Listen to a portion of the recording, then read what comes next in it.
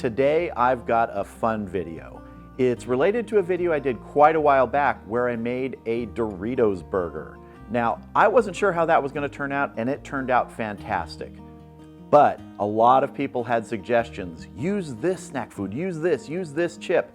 Well, today I'm taking one of those suggestions because we're going to be making a Flamin Hot Cheetos Burger.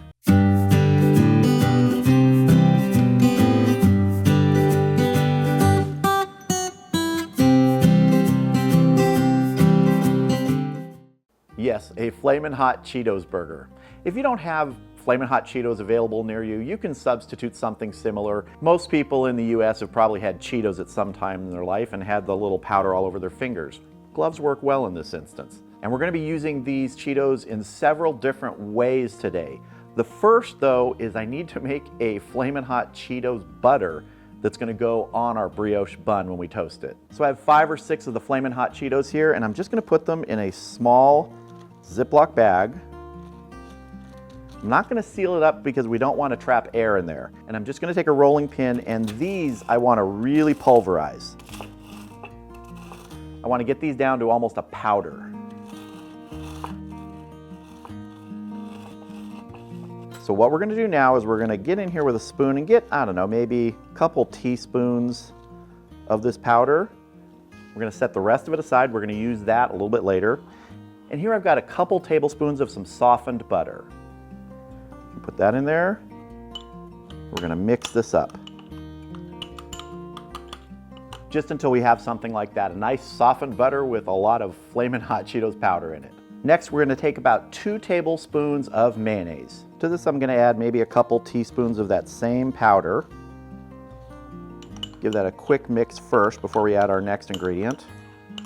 I'm also going to add some hot sauce to this, maybe a teaspoon, and I'm going to use a Tapatio hot sauce. Pick your favorite hot sauce. So I want to kind of kick the heat up of this a little bit. I'm going to mix this up. Give it a little taste here. It's mayo with a little bit of kick to it for sure. So this is going to go in the refrigerator until our burger is ready to be built. So let's move on to that hamburger. We are also going to be putting some broken up Flamin Hot Cheetos pieces in our burger on the inside. So what I have here are maybe 10 or 12 pieces of those Flamin Hot Cheetos, and I'm going to break these up, but I'm not going to break them up as much as we did to create that powder for the butter and the mayonnaise. I just want to break these down into smaller pieces. So I'm still going to use the rolling pin, but I'm not going to push down on it. I'm just going to sort of tap, because I still want some identifiable pieces in the burger, just like that. All right, let's get this mixed in with our hamburger. So here I have 2/3 of a pound of 80/20 ground beef. I'm just going to add our Flamin Hot Cheeto pieces. I'm just going to get in here and mix. There'll be pieces sticking outside the burger. Doesn't matter. That was what was great about the Doritos burger. You had little pieces sticking out. All right, everybody looks like they've got a place in the burger here. Let's form our burger patty. All right, so I have just a piece of parchment paper down here on my cutting board and about a 5-inch ring. And I like using this for the sizable burgers because they do shrink a little bit. And on that brioche bun, I think it'll turn out to be just about the right size. So I'm just gonna take my hunk of beef here and work it in. So we will have a sizable burger. Not really trying to compress it, just trying to work it in so we get the good shape of the burger ring here. And if you can see on this side, you can see some of those Flamin Hot Cheetos pieces sticking out. Now I just want to hit the outside of this burger patty with some kosher salt. Both sides here. All right, this is going to go in the refrigerator for about 20 minutes just to firm up a bit while we go outside, get the Weber kettle going, and I'll see you out there. So I have the Weber kettle set up with the vortex about half full, have the Mallory cast iron grate on there, and I have my little 8-inch cast iron skillet, and that's what I'm going to use to toast our bun. So let's move this over direct heat, get that heated up. All right, we're going to go ahead and toast up our brioche bun. Just pressing it down gently to make sure all that bun surface has contact with the hot cast iron. All right, that's looking good. Get our bottom half done. That's looking good too. All right, we're gonna get this off and start cooking our burger. All right, we're gonna go ahead and get our Cheetos burger on. This thing's a monster.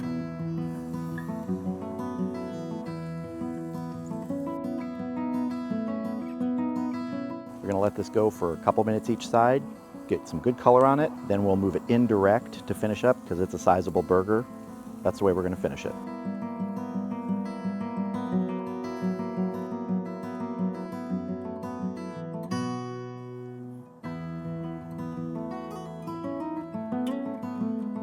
Give it another turn here. All right, we're gonna go ahead and move our burger indirect now.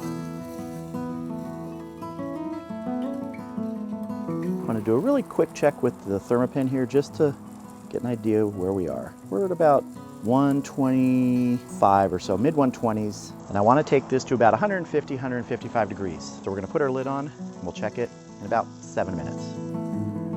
All right, we've been going 7 minutes, just about. I wanna check the temperature on our Flamin Hot Cheetos Burger. Let's get a quick internal here. 144, about 10 degrees away. I'm gonna give this a turn right here on the indirect side. And I'm gonna let this go for about 3 more minutes. All right, we've been going 3 more minutes. Let's give it a final check. I think we're probably right on the money or pretty close.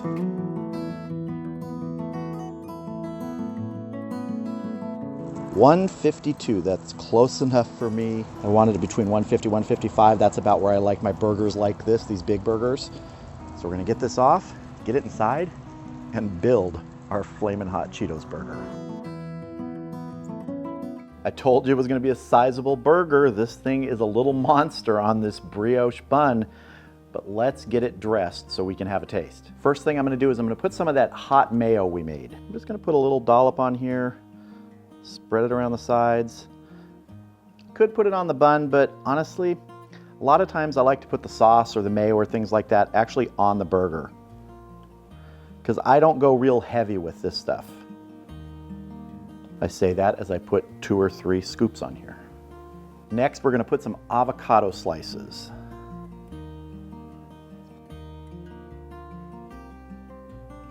Finally, just like with the Doritos burger I did, we're gonna top it with some of our Flamin' Hot Cheetos.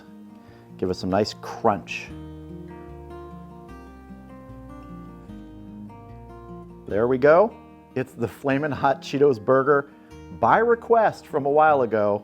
It's looking great. It's time to taste. Okay, I went ahead and cut the burger in half just to have a little bit more manageable bite here. Looks really good. You can see those Cheeto pieces inside. I'm really curious to see how they held up, because the Doritos, when I did the Doritos burger, those held up really well inside. I think these probably absorbed a lot more moisture, so they're probably not as crisp, but I think the flavor is gonna be great. So let's see. I gotta say, for sort of a gimmicky burger, I like that. It reminds me of the same reaction I had to the Doritos burger where I thought, it'll probably be good, but this is actually pretty darn good. I like that hot mayo on top, and the avocado is nice and refreshing. And obviously the little crunch you get from those pieces of the Flamin' Hot Cheetos on top. But really honestly, inside the meat, you get that Cheetos flavor. It's not an overpowering cheese flavor like if you put cheese on this burger. And that's one of the reasons I didn't put cheese on the burger. I wanted the Cheetos flavor. It's sort of the substitute for cheese. I gotta say, I'm liking this. And of course, some of that last bite ended up on my shirt. That is my superpower, staining shirts when I eat. Now, the heat from the Flamin' Hot Cheetos, which to me really isn't that hot to begin with, but that's really, really mellowed by being mixed in with the ground beef. So you're not getting a lot of heat there. You're getting just that sort of cheesy flavor that's in Cheetos. And yes, I know there's a lot of artificial stuff in here, but look, if you're gonna eat Cheetos as a snack food, there's nothing wrong with trying it in a burger. So to the person who I can't remember who suggested doing a Flaming Hot Cheetos burger, thank you, it worked. Gotta say, I will be looking at some of those other snack foods to try and incorporate them in burgers just for fun. This is a fun video and a fun burger to make, and I like doing that sometimes. And I gotta say, when it turns out like this, total success. That's a really good burger.